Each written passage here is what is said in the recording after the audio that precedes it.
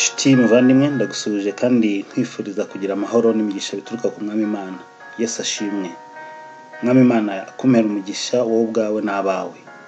Muri uyu mwanya nyemerera tuganire ku magambo yo mu byanditswe byera afite umutwe uvuga ngo akaga k'ibitotsi. Aya magambo arashingira ku magambo dusoma muri Bibiliya mu gitabo cy'ibyakozwe n'intumwa igice cya 20 turasoma umurongo wa 7 kugeza ku wa 9. Bibiliya iravuga ngo kuwa mbere iminsi 7 duteranira kumanyagura imitsima. Paulo arabaganirira ashaka kuva mu gitondo akomeza amagambo ageza mu gicuku. Kandi hariho amatabaza menshi mu cyumba cyo hejuru aho twari duteraniye. Umusore witwaga Utuko yari yicaye mu idirishya arasinzira cyane, nuko Paulo akomeza kuganirira amagambo menshi biratinda. Utuko arahunyiza ava mu cyumba cyo hejuru aragwa, basanga amaze gupfa baramuterura. Aha batangiye batubwira amateka atangaje igihe Paulo yarimo yigisha amateraniro y'imeza ku manywa, ariko bigera igihe burira, kandi muri iryo joro abantu bakomeza kumva amagambo y'ibyanditswe byarava mu kanwa ka Paulo. Ariko tubonyemo umusore witwaga Utuko, bigaragara yuko yageze igihe ava mu iteraniro hagati aza kwicara mu idirishya. Kandi aha mu idirishya yari yicaye birumvikana, si hanze yewe si no mu nzu, ariko byarashobokaga cyane yuko akayaga ko hanze n'amajwi y'ibyo hanze amugeraho. Ikindi akakomeza kugaragara nk'uwumva ibiri imbere. Ikindi tubona kuri Utuko, biragaragara yuko abimbere bashoboraga kubona yuko Utuko agihari ateranye nabo nubwo yari yicaye mu idirishya. Kandi ahantu yari yicaye muribuka yuko hari mu cyumba cyo hejuru, byari byoroshye cyane yuko yahanuka arebye nabi. Bibiliya iratubwiye ngo Utuko yarasinziriye. Aha hantu mu idirishya kwasinzira ni akaga gateye ubwoba, kandi igihe yasinziraga Bibiliya isoje itubwira ngo arahanuka arapfa.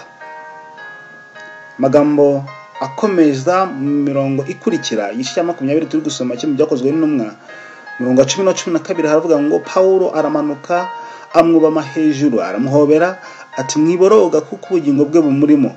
Amaze gusubira muri icyo cyumba cyo hejuru amanyura umutsima ryaho akomeza kubaganiriza byinshi kugeza mu museso, maze aragenda. Bazana uwo musore ari muzima, birabanezeza cyane. Haleluya. Bibiliya itubwiye amagambo meza cyane yuko uyu musore nubwo yahanutse ava muri kiriya cyumba cyo hejuru umwuka ugahita umushyiramo, yani magambo agahita apfa, Bibiliya yatugaragarije yuko binyuze mu mbaraga ya Kristo Yesu Paulo yarongeye aramuzura. Ni Yesu wamuzuye, kandi kubw'icyo gihe itangaza byinshi byakorwaga mu izina rya Yesu Kristo byerereza izina rye. Utuko avuze iki? Nkuko tumaze kubisoma muri kiriya gihe yahanutse hejuru mu igorofa rya 3, kandi yahise ahishiramo umwuka rwose arapfa. Kandi nkuko tubibonye amagambo meza, Paulo aramuzura mu izina rya Yesu Kristo, yongera kugira amahirwe ya kabiri yo kuba yakongera kumva ibyanditswe byera. Ndifuza kubabwira shuti bavandimwe yuko muri kino gihe hari ba Utuko benshi. Abantu benshi bashobora kwakira agakiza muri bo, nuko igihe ibibazo bidahari, igihe ibintu bimeze neza, bakagaragara rwose nk'abateranye kandi bameze neza. Ariko yatangiye kuza akijiji cyangwa se umwijima, yatangiye kuza ibyago n'amakuba, birashoboka cyane yuko umuntu yatangira kugenda abuna mu iteraniro buhoro buhoro, ukamubona nk'uhari mu iteraniro, ukamubona nk'uhari mu gakiza, ariko ikindi gihe rwose ugasanga ni umuntu udahari. Bibiliya yatubwiye ngo Utuko yerekeye mu idirishya yaranasinziriye. Bavandimwe, hari benshi bagaragara nk'abahari, hari benshi bagaragara nk'abari mu mibereho y'agakiza, ariko bakaba baramaze gusinzira. Iki ni ikibazo gikomeye cyane. Ntabwo nzi idirishya wowe nteze amatwi ushobora kuba wicayemo, ariko ndifuza kugaruka ku kaga ka Utuko. Utuko muri bibihe, hari ubwo umuntu kubw'imibereho y'agakiza yumva rwose yayibamo, ariko ku rundi ruhande ahari kubw'igihe abimazemo ndetse n'ibibazo n'agahinda ashobora kubanyuramo, ku rundi ruhande akavanga ibyo mu gakiza n'ibyo hanze y'agakiza. Satani n'umugome abasha gushuka ubwoko bw'Imana. Rimwe na rimwe ugasanga umuntu ari mu murimo, ubundi ugasanga umuntu arasayisha mu byaha. Rimwe na rimwe umuntu ukamubona mu rusengero cyangwa se mu materaniro cyangwa se mu rugendo rw'agakiza ukabona muri kumwe, ariko ku rundi ruhande hanze ukaba utamenya uwo ari we. akenshi aba bantu bariyoberanya kandi ugasanga bafata impu zombi. Nshuti y'umuvandimwe, ndifuza kukubwira yuko Utuko muri kiriya gihe yagaragaraga nk'umuntu uhari, yagaragaraga nk'umuntu uteze amatwi ibyanditswe byera, nyamara byageze igihe arasinzira. Uko niko benshi bashobora kugaragara nk'abari mu itorero bakagaragara nk'abakiriye agakiza kubw'ubuhamya bw'imibereho basangije abizera mu bihe bya kera. Hari benshi babibukira kw'ayo mateka bagatekereza cyane yuko bakiri mu gakiza. Ahari uracyamubona muterana cyangwa se uracyamubona bwiriza, ushobora kukimubona ari umudiyakoni ariko akaba ageze ku idirishya asohoka. Uyu akaba yicaye rwose mu idirishya agaragara nk'uwari, ndetse yaramaze rwose no gusinzira. Ikintu gitangaje nuko ntabwo abari imbere babashaga kubona akaga Utuko yari arimo. Nshuti muvandimwe, ndifuza kukubwira yuko ni igihe kiba gikomeye cyane igihe umuntu arimo ava mu byizerwa, igihe umuntu arimo ava mu gakiza. Hari abarwana urugamba rw'iby'umwuka ariko bagenzi be mu itorero bakaba batabizi, bakaba batabibona, bakabibona gusa igihe yahanutse. Buriya mu mahitamo yacu tugeraho iby'umwuka, ibi bireba umuntu uwo ari we wese, arebwa no guhitamo. Kandi ikintu gitangaje cyane mu buzima bwa gikristo, mu mibereho y'iby'umwuka, ushobora kwibwira yuko utahisemo.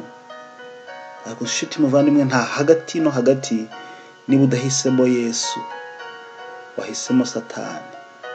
Niba udahisemo kubaha Imana, wahisemo kugendera mu nzira y'umwijima. Ntabwo hashobora kubaho hagati no hagati aho umuntu avuga ati ibyo ari byo byose ntabwo nshaka kugendera mu by'agakiza ariko n'ibya Satani simbishaka. Oya, hatabayeho guhitamo neza, ingaruka byanga byanoga z'amahitamo mabi zibasha kutugeraho. Ariko ndashima Imana cyane, nubwo Utuko yari yicaye mu idirishya agaragara nk'uhari, agasinzira, agahunyiza, agahanuka kandi agadashiramo umwuka, Bibiliya itugaragaza yuko yongeye guhabwa amahirwe ya kabiri, yongera kuba muzima, agira amahirwe yo kongera kwiga ibyanditswe byera. Uko niko Imana mu buryo butangaje cyane benshi bashobora kubaho baryarya, bakabaho imibereho ivangavanga rwose. Ntabwo ari mu ruhande rw'Imana, ntabwo ari mu ruhande rwa Satani, akibwira yuko ayo mashusho yawe komeza kuyagaragaza nk'uko twabisomye. Nta hagati no hagati habaho. Niba utari mu ruhande rw'Imana, uri mu ruhande rw'umwanzi, uri mu ruhande rwa Satani, kandi ibyo bishyira ku gupfa mu by'umwuka. Ariko ndashima Imana cyane yuko Utuko yongeye kugira amahirwe ya kabiri. Nshuti y'umuvandimwe, igihe umuntu ari mu kaga nk'ako ngako, ikiba gikwiriye no gutabaza Yesu Kristo. Bwira Yesu uti, Yesu mfata unkomeze, ntundekure. Ndashima Imana yuko Kristo nicyo cyamuzanye kuri iyi si, n'ubundi yifuza gutabara, kurokora izo ntama zazimiye, kandi izi ntama zamuzanye ni njye nawe nshuti muvandimwe. Yesu yiteguye kurokora ubugingo bwacu. Utuko bateje ikibazo. Ezekiyeli yigeze ahabwa ubutumwa bukomeye cyane burebana abantu bitwa Utuko muri iki gihe. Ezekiyeli 33:30-33 handitse ngo, kandi nawe mwana w'umuntu, abo ubwoko bwawe bavugira ibyawe ku nkike no mu miryango y'amazu, umwe avugana n'undi, umuntu wese na mugenzi we bati, nimuze tujye kumva ijambo rivuzwe n'Uwiteka iryo ari ryo. Maze bakagusanga nk'uko rubanda ruza, bakicara imbere yawe nk'ubwoko bwanjye kandi bakumva amagambo yawe, ariko ntabwo bayakurikiza kuko berekanisha ururimi rwabo urukundo rwinshi, nyamara umutima wabo ukurikira inyungu yabo bombi. Bibiliya ikomeza itubwira ku mirongo ikurikira 32, kandi dore bamereye nk'indirimbo nziza cyane. Iki ni ikibazo gikomeye cyane. Bamereye nk'indirimbo nziza cyane kandi iyo ufite ijwi ryiza. Bibiliya irakomeza itubwira ngo ifite ijwi ryiza, akamenya no gucuranga neza kuko bumva amagambo yawe kandi ntibayakurikize. Ariko igihe ibyo bizaboneka ndetse biraje, nibwo bazamenya ko bahozwemo n'umuhanuzi. Bibiliya itubwiye ikindi kintu gikomeye cyane. Bibiliya itubwiye ikindi kintu gikomeye cyane, yuko hari igihe kizagera aba bantu bagiye bagaragaza yuko bishimira ibyanditswe byera, yuko bishimira ijambo ry'Imana. Barabizi neza ko rituruka ku Mwami Imana nk'uko Ezekiyeli yabibwiwe, ariko ngo baraza bakicana imbere y'abigisha ngo nk'uko rubanda ruza, bakerekanisha ngo iminwa yabo yuko rwose bishimiye ijambo ry'Uwiteka, ariko ngo ntabwo barikurikiza. Bibiliya mu 33 ndetse kera ravuga ngo ariko igihe ibyo bizaboneka ndetse biraje, nibwo bazamenya ko bahozwemo n'umuhanuzi. Ikibazo cy'abantu bagaragara nk'abishimiye ibyanditswe byera ariko batiteguye kubahiriza ijambo ry'Uwiteka giteye ubwoba. Bibiliya yabivuze neza muri Ezekiyeli ngo baza nk'uko rubanda ruza mu gihururu, kandi bakagaragara nk'abakwishimiye, nk'abishimiye ijambo. Ntibita ku butumwa, ariko nicyo kibazo giteye ubwoba. Ntabwo bita ku magambo bumva, kandi ayo mahirwe ntabwo azahora. Bibiliya itubwira yuko hari igihe kizagera bagasobanukirwa yuko bahozwemo n'umuhanuzi, bahozwemo n'ijambo ry'Uwiteka.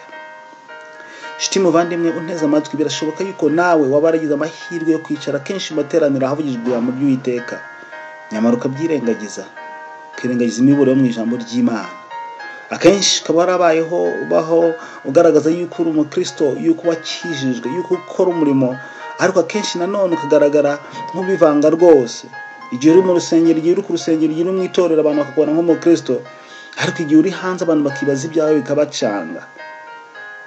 Ko niko benshi bariho bicaye mu idirishya, kandi bakagera igihe bagasinzira rwose, bagahunikira. Ariko ndashima Imana yuko Imana n'ubundi yatanze inama kandi itanga umuburo, igaragaza urukundo rwayo. Ezekiyeli 33 umurongo wa 11 kugera kwa 15 handitse ngo ubabwire uti umwami Uwiteka. Aya ni amagambo yavuzwe n'Uwiteka Imana. Umwami Uwiteka aravuga ati ndirahiye sinezezwa no gupfa k'umunyabyaha, ahubwo nezezwa nuko umunyabyaha ahinduka akava mu nzira ye maze akabaho. Nimuhindukire mugaruke muve mu nzira zanyu mbi, kuki mwarinda gupfa mwab'inzu ya Isiraheli. Nuko rero mwana w'umuntu ubwira ubwoko bwawe uti gukiranuka k'umukiranutsi ntabwo kuzamurokora ku munsi w'igicumuro cye. Nabyo ibyaha by'umunyabyaha ntibizamwica umunsi azahindukira akava mu byaha bye, nyamara ukiranuka ntabwo azabasha kubeshwaho nako ku munsi azacumura. Bibiliya ikomeza tubwira ku mirongo ikurikira, mirongo 13, nimbwira umukiranutsi ngo kubaho uzabaho, akiringira gukiranuka kwe kandi agakora ibibi, mu byo gukiranuka kwe nta na kimwe kizibukwa, ahubwo azapfa azize ibibi bye yakoze. Kandi nimbwira umunyabyaha ntigupfa kuzapfa, nahindukira akareka icyaha cye agakora ibyo gukiranuka bihwanye n'amategeko, umunyabyaha nagarura ibyo yahaweho ingwate, akagarura ibyo yibye, akagendera amategeko ahesha ubugingo, ntakore ibibi, kubaho azabaho, ntabwo azapfa. Bibiliya ivuze amagambo atangaje cyane. Habwo umuntu ashobora kubaho yego rwose akagira ubuhamya bwiza bw'imibereho y'agakiza, kandi Imana ikamukoresha ibimenyetso n'ibitangaza. Ahari wowe unteze amatwi birashoboka yuko wabaye umubwiriza, ukaba umwigisha, ukagera ku nzego zitandukanye, hari abapasiteri, hari abayobozi, hari ba bishop n'abandi. Ariko niba ibyo byarabayeho ukagera igihe ukaba mu byizerwa, ntabwo ayo mateka azakurokora. Nyamara ushobora kuba utekereza yuko ahawe hakera hari habi, ariko ijambo ry'Imana ritubwira ngo niwihana ugahindukira Uwiteka, ntabwo ibyaha byawe bya kera bizibukwa. Imana izakiza ubugingo bwawe kubw'amaraso ya Kristo Yesu. Ariko kandi kubw'urukundo rw'Imana, Yesaya 55:6 kugeza kwa 7 hana amagambo avuga ngo nimushaka Uwiteka bigishoboka ko abonwa, nimumwambaza akiri bugufi. Umunyabyaha nareka ingeso ze, ukiranirwa areka ibyo yibwira, agarukira Uwiteka nawe aramugirira ibambe. Agarukira Imana yacu kuko izamubabarira rwose pe. Ndashima Imana kuko amasezerano tubona mu byanditswe byera. Bibiliya igaragaza neza ko igihe cyose tugifite amahirwe yo gushaka amaso y'Imana, Kristo aba yiteguye kutugirira ibambe n'imbabazi, aba yiteguye kutwakira. Kandi igihe twihanye tugahindukira Uwiteka Imana, ntabwo ibyacu bya kera bikomeza kwibukwa. Imana itwambika umwambaro mushya ari wo gukiranuka kwa Kristo Yesu, kandi ikaturebera muri we. Ndashima Imana yuko icyo nicyo cyatumye itanga Kristo ngo yishunguye ibyaha byacu, bityo muri we kugira ngo nyine namwe tubashe kuronka impano y'ubugingo buhoraho. Icyo dusabwa ni ukwizera uwo Kristo watambwe kandi agapfira ibyaha byacu, tukihana tugahindukirira umwami Imana. Ijambo ry'Imana nk'uko ryabitubwiye mu kanya rirabigaragaza neza, Uwiteka abitubwira neza rwose. gukiranuka k'umukiranutsi ntabwo kuzamubeshaho igihe azaba yaretse Imana. Ariko nanone umunyabyaha nahindukira Uwiteka, Imana ibasha kumurebera muri Kristo Yesu. Iyo mbaraga ibasha kuboneka gute? Iyo mbaraga ibasha kuboneka binyuze mu gusenga. Kadushaka Uwiteka bigishoboka kwabonwa. Sanga Uwiteka uciye bugufi cyane, kuko ari ubasha kurondora umutima w'umunyabyaha akawugerageza. Kandi Mwuka Wera uwo murimo awukora neza. Saba Imana irondora umutima wawe, guhishurira ibyawe, gushirira ibidakwiriye, kandi wihanire kureka, wihanire guhindukira Uwiteka. Ugambiriye muri wowe kubaho ukurikiza ubushake bw'Imana.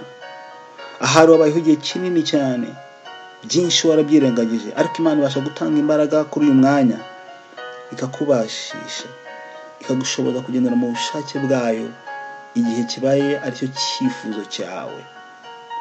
Kandi Imana yo mu ijuru ibasha kuguhindurira amateka, ikaguha amahirwe ya kabiri. Tuko yahisemo nabi, agenda yerekeza mu idirishya. Hari ahantu yari yicaye, ni mu byitegereza marasanga niba amatabaza menshi yari arimo imbere mu cyumba cyo hejuru bari barimo biga ibyanditswe byera. Uwicaye mu idirishya rero bigaragara ko hari umucyo w'amatabaza wamugeragaho uva imbere mu rusengero, ariko hanze hari umwijima.